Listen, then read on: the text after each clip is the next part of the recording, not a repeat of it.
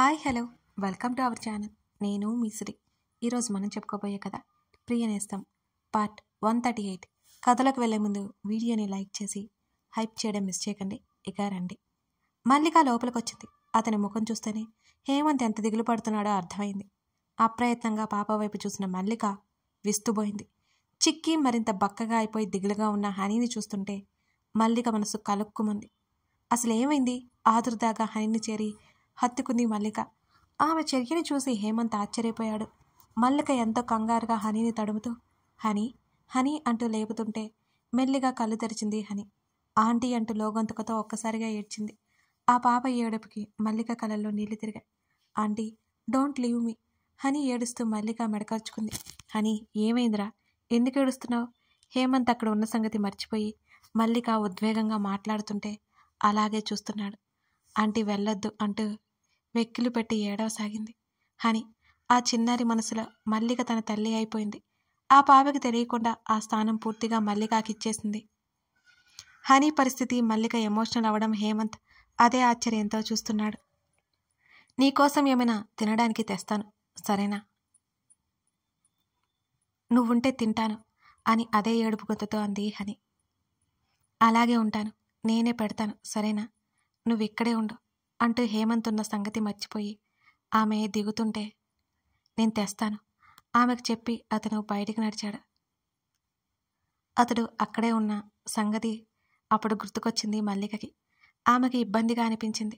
ఇప్పుడు తను అతని కూతురుతో ఇంత సన్నిహితంగా ఉంటే అతను ఏమనుకుంటాడు? కాసేపటికి హేమంత్ ఒక బౌల్ తీసుకుని వచ్చాడు. రక్ష కూడా అతనితో పాటు పైకే వచ్చింది. హనీ పక్కనే కూర్చుని రక్ష మాట్లాడుతుంది. హనీ పరిస్థితి చూసి రక్ష బాగా ఫీల్ అవుతోంది. ఎంతైనా ఫ్రెండ్ కదా. హనీకి భోజనం తినిపించింది మల్లిక. హేమంత్ అక్కడి నుంచి బయటికి వెళ్ళిపోయాడు. రక్ష హనీ మాట్లాడుకుంటుండగానే నీరసంగా హనీ నిద్రపోయింది. మల్లిక రక్ష బయటికి వచ్చారు. మేమిక వెళ్దాం మల్లిక చెబుతుంటే ఆ మాటలు విననట్టే రక్ష నీకు ప్లే రూమ్ చూపిస్తాన్రా అంటూ ఒక గది వైపుకి తీసుకెళ్లాడు హేమంత్. రక్ష హుషారుగా ఆడుకోవడానికి వెళ్ళింది. అక్కడ ఎన్నో బొమ్మలు కనిపించగానే అక్కడే కూర్చుని పోయి చుట్టూ మర్చిపోయి ఆడుకోసాగింది రక్ష. హేమంత్ తిరిగి మల్లిక దగ్గరికి వచ్చాడు. నీతో మాట్లాడాలి. మల్లిక అతని వంక కాస్త కంగారుగా చూసింది. కూర్చో. పర్లేదు చెప్పండి. ఆమె వెనుక బాల్కనీ నుంచి బయటకు చూడసాగింది. అతను దగ్గరికి రావడంతో ఆమె కంగారుగా వెనక్కి అతుక్కుపోయినట్లు చూస్తుండిపోయింది. నేను ఇప్పుడు చెప్పేది రాంగో రైటో నాకు తెలియదు. ఇందులో నా స్వార్థం ఉంది మల్లిక అంటూ రైలింగ్ మీద మోచెయ్యానించి బయటకు చూస్తూ అన్నాడు హేమంత్. ఇద్దరు ఎదురెదురుగా నిలబడేట్టే ఉన్నారు. ఇద్దరి మధ్య ఒక అడుగు మించి దూరం లేదు. అతను ముఖం తిప్పుకోవడంతో అతని చెంప బిగుసుకున్న అతని దవడకండరం ఆమెకి స్పష్టంగా కనిపిస్తోంది. ఆమె గుండె దడదడలాడుతోంది. ఎందుకో ఆమెకు సరిగ్గా తెలియలేదు. హేమంత్ మెల్లిగా ఆమె వైపు చూపులు తిప్పాడు. హనీ హనీ నిన్ను కోరుకుంటోంది తల్లిగా.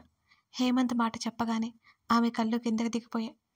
తను నిన్ను తల్లిగా కోరుకుంటోంది అంటూ ఆమె 2 చేతులు పట్టుకున్నాడు హేమంత్. మల్లిక ఉలిక్కిపడింది. ఆమె శరీరం అంతా ఒక్కసారిగా అదిరిపోయినట్టయింది. ఆమె కళ్ళెత్తి బెదురుగా అతని వంక చూసింది. నేను నిన్ను అర్థిస్తున్నాను మల్లిక.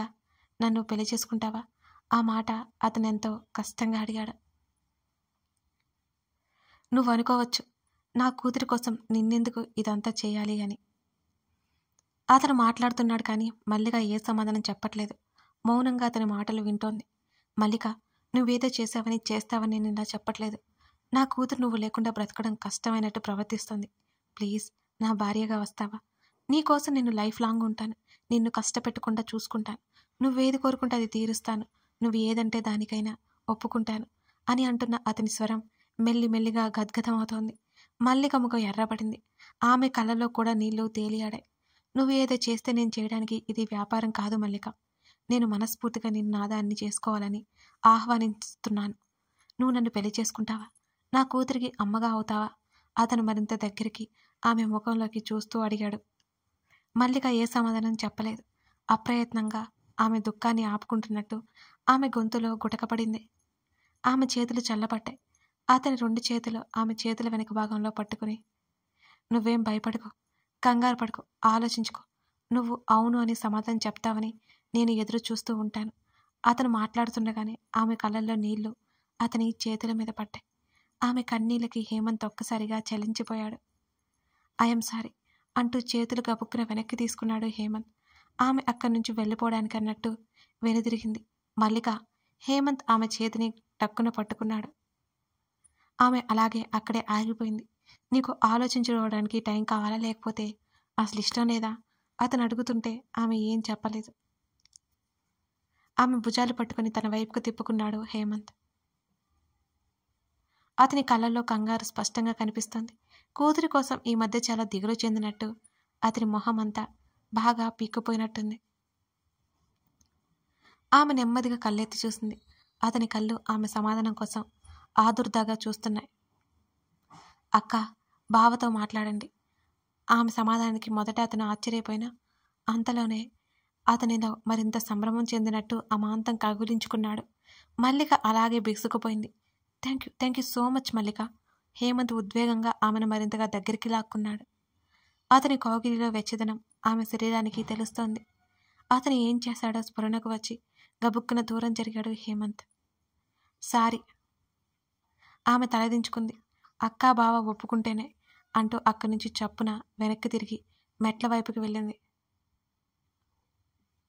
అతను రక్ష దగ్గరికి వెళ్ళి విషయం చెప్పక మల్లిక వెళ్ళిపోతుందనేసరికి రక్ష కూడా పరిగెత్తింది. హేమంత్ అలాగే అక్కడే కూర్చొని చేతుల్లో ముఖం దాచుకున్నాడు. అతను మాట్లాడిన మాటలు గుర్తు చేసుకుంటే అతనికి ఇంకా ఆశ్చర్యంగానే ఉంది. అలాగే మల్లిక ఒప్పుకుంటుందని అతను అసలు ఊహించనే లేదు. తన కూతురు అంటే మల్లికకి ఇష్టం. అందుకే తను అడగగానే ఒప్పుకుంది.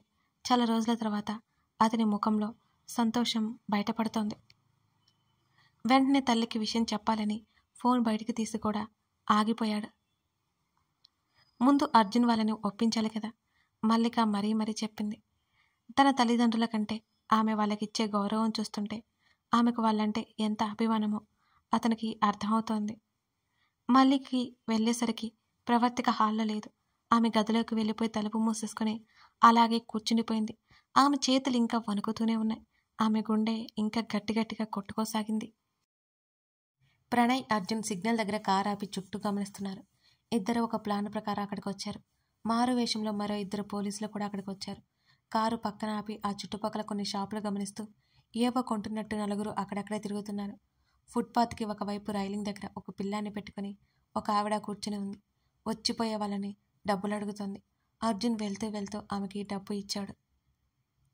ఆ నలుగురు మరో గంట అక్కడే ఉన్నారు. అప్పటికే చీకటి పడిపోతుంటే ఆమె ఆ బాబుని తీసుకుని పైకి లేచింది. అక్కడి నుంచి మెల్లిగా సందుల్లోకి నడవసాగింది. ఆమెకి అనుమానం రాకుండా నలుగురు ఫాలో అవ్వసాగారు. ఆమె వెళ్లే వైపుకి వెళ్ళసాగారు. ఆ ప్రదేశం చిన్న చిన్న రేకుల షెడ్డులతో, టెంటులతో స్లమ్ ఏరియాలా ఉంది. అక్కడ అలాంటి ఇల్లులు చాలా ఉన్నాయి. ఆ పిల్లాన్ని వేరే ఆవిడకిచ్చి తన దగ్గర ఉన్న డబ్బుల్లో సగం ఆమెకిచ్చి మిగతా సగం తీసుకుని వేరే వైపుకి ఆమె వెళ్తోంది. ప్రణయ్తో పాటు మరో అతను అక్కడే ఉంటే ఇంకొక వ్యక్తిని తీసుకుని అర్జున్ ఆమె వెంట బయలుదేరాడు. ఆమెకి ఏమాత్రం అనుమానం రాకుండా ఆమెను ఫాలో అవ్వసాగారు. ఆమె చక్కగా వైన్ షాప్కి వెళ్ళింది. ముందు ఆ పక్కనే బిర్యానీ తీసుకుని కాస్త దూరం వెళ్ళిపోయి ఒక ఇంట్లోకి వెళ్ళిపోయింది. ఆ చుట్టుపక్కల ఏరియా మొత్తం ఫోటోలు తీసుకుని ఆ లొకేషన్ అంతా చూసి వెనక్కి తిరిగి వచ్చారు. నలుగురు మళ్ళీ కారులో ప్రయాణమయ్యారు. అక్కడికి వెళ్ళి చూడగా వాళ్ళకి క్లియర్ అయిన విషయం ఏంటంటే పిల్లల్ని కిడ్నాప్ చేసి ఆ పిల్లల్ని తెచ్చుకుని అడుక్కోవడం ద్వారా డబ్బు సంపాదించుకుని ఆ డబ్బులు కొంత ఆ పిల్లలకిచ్చి వాళ్ళకిచ్చి మరికొంత వాళ్ళు వాడుకుంటున్నారు. ఇదంతా చూసిన తర్వాత ప్రణయ్కి, అర్జున్కి మతిపోయినట్టే అనిపించింది. తప్పిపోయారనుకుని కిడ్నాప్కి గురైన ఆ పిల్లల తల్లిదండ్రులు ఎంత వేదన చెందుతున్నారో అనిపించసాగింది. అవసరమైతే అలాంటి వాళ్ళు పట్టుకోవడానికి తనే అమౌంట్ ఖర్చు పెడతానని కూడా చెప్పాడు. ఆ విషయాలు కాసేపు మాట్లాడి ఇంటికొచ్చేసరికి ఆలస్యం అయిపోయింది. ఏంటి ఇంత ఆలస్యమైంది అని అతనికి ఎదురొస్తూనే అడిగింది ప్రవర్తిక. రక్ష పడుకుందా అడుగుతూ గదిలోకి నడిచాడు. అరగంట అవుతుంది. మిమ్మల్ని అడిగి అడిగి గొడవ కూడా చేసి పడుకుంది. నేను ఆల్రెడీ ప్రణయ్తో పాటు తినేశాను. నువ్వు భోజనం చేసావా? అతను అడగగానే చేశానన్నట్టు తల ఊపింది. అతను ఫ్రెష్ అవ్వడానికి వెళ్ళిపోయాడు. ఇద్దరు బాల్కనీలో కూర్చున్నారు. ఏమైంది? ఏదైనా సమస్య? అదేం లేదు, ఆఫీస్లో వర్క్ ఉండడం వల్ల లేట్ అయింది. ప్రణయ్ కూడా కలిశాడు, ఇంకాస్త లేట్ అయింది అని చాలా సింపుల్గా చెప్పేశాడు అర్జున్. ఇందాక ఎదురింటి హేమంత్ గారు మన ఇంటికి వచ్చారు. మిమ్మల్ని అడిగారు. మీరు వచ్చాక మళ్ళీ వస్తానని చెప్పి వెళ్ళిపోయారు అన్నది ప్రవర్తిక. ఏదైనా చెప్పాడా అని అడిగాడు అర్జున్. లేదండి, రేపు మాట్లాడతానని వెళ్ళిపోయారు. రేపు ఉదయం మీరు ఉంటారా అని అడిగారు. ఉంటారా అని చెప్పాను. ఇక అంతే, వెళ్ళిపోయారు అని ప్రవర్తిక చెప్పింది. అతను తనతో మాట్లాడడానికి వచ్చిన విషయం ఏమై ఉంటుంది అని కాసేపు ఆలోచించి అతని కూతురు స్కూల్ గురించేమో ఏమైనా మాట్లాడాలేమో అన్నట్టు ఆ విషయాన్ని అక్కడితో వదిలేశాడు అర్జున్. ఇదంతా కాసేపు అలా అక్కడే టైం స్పెండ్ చేశారు. ఇంకా ఇద్దరు అడగడం మర్చిపోయాను, వికాస్కి చెప్పారా ఏమన్నారు? అతను కొంచెం డిసప్పాయింట్ అయ్యాడు, బట్ ఇట్స్ ఓకే.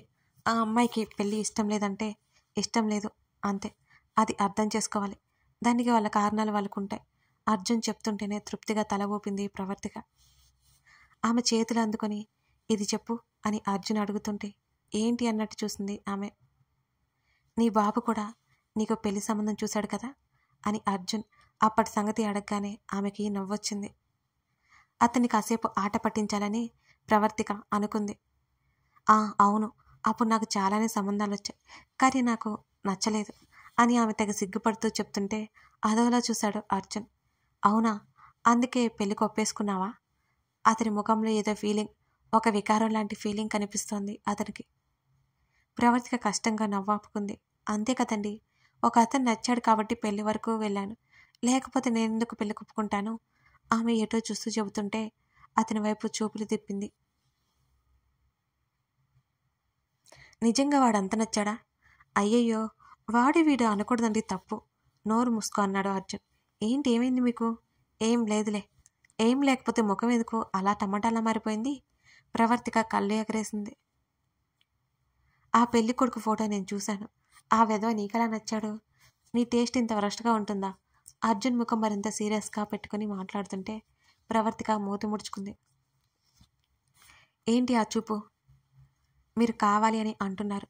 అసలు మీరు వచ్చినప్పుడు ఆ పెళ్లి కొడుకు వాళ్ళు అసలు లేరుగా. నీకు తెలియని విషయం, నీ అన్నగాడు నాకు ఆ ఫోటో పంపాడు. అతను పెదవి విరిచాడు. అబ్బా, మీరు ఇక ఆపండి. మా నాన్న సంబంధం తెచ్చారు, నేను ఒప్పుకున్నాను, అంతకు మించి నాకేం తెలియదు అని పెదవి విరిచింది ప్రవర్తిక. నాకు తెలుసు, నీకు పెళ్లి కొడుకుని రిజెక్ట్ చేసేంత సీన్ కూడా లేదని. ఆ మాటకి అతని వంక ఆమె కోపంగా చూసింది. నిజమే కదా అన్నట్టు నవ్వుతూ కళ్ళెగరేశాడు అతను. నాకు పెళ్లి కొడుకుని రిజెక్ట్ చేసే అంత సీన్ లేకపోవచ్చు, కానీ నాకు నచ్చిన వాళ్ళతో జీవితం పంచుకునే అంత ధైర్యం అయితే ఉంది కదా. ఆమె గడ్డ కింద చేతులు పెట్టుకుని అతన్ని సూటిగా చూస్తూ చెప్పింది. ఆమె చెప్పిన మాటలకు క్షణకాలం విస్మయం చెంది అంతలోనే అర్జున్ నవ్వేశాడు. ముందుకు వంగి ఆమె చెంప మీద ముద్దు పెట్టుకున్నాడు. అనాల్సినవన్నీ అనేసి ఇప్పుడేమో ముద్దులు, ఎంత నచ్చేస్తున్నావో అన్నాడు అర్జున్.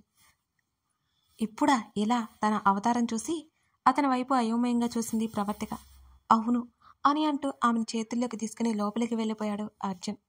మరునాడు ఉదయం లేచిన దగ్గర నుంచి మల్లికకి చాలా కంగారుగా ఉంది.